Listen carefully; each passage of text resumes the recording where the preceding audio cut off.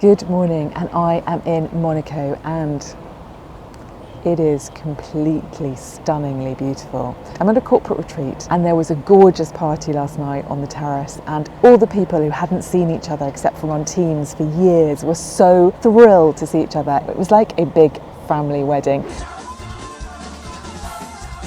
The joy was palpable. Now, as some of you know, I have real concerns about over-focus on away days and retreats because I just really worry about how they're going to work for people with caring responsibilities, people with disabilities, people who have anxiety, and a host of others who might unintentionally be excluded. But that said, there is definitely something of value about getting together.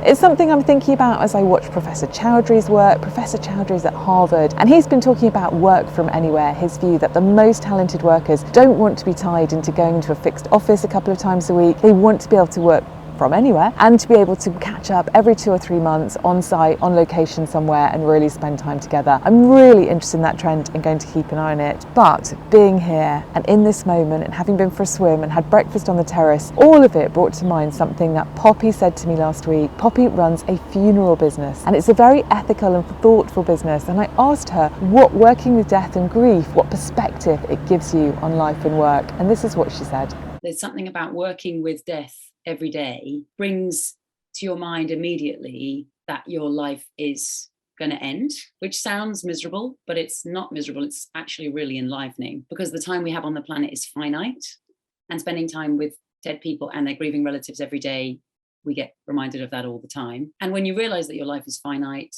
it makes you think very carefully about how you want to spend your time. And I think this gets kind of misunderstood as sort of carpe diem, like live for the day, which actually is really irresponsible because most of us get much more than a day. And there is something about planning ahead. But I think when you realize your time is finite, you have the time that you have, it just makes you think very, very carefully about how you want to spend it, makes you prioritize, makes you think carefully about the kind of person you want to be in the world and the kind of things you want to do. And if that doesn't make your spine tingle, I don't know what will.